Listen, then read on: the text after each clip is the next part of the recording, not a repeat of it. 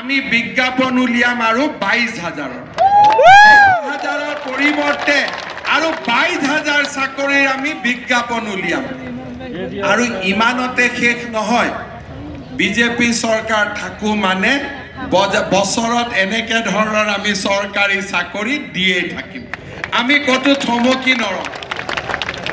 তাৰ লগে লগে আজিৰ সভাতে আমি আৰু এটা নতুন কথা ক'ব খুজিছো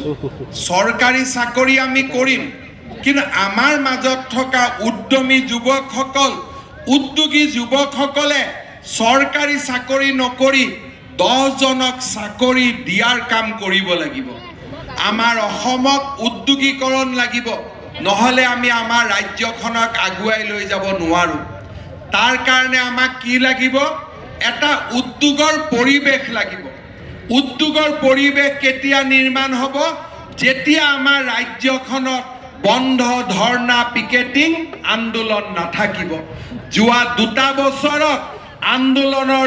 আন্দোলন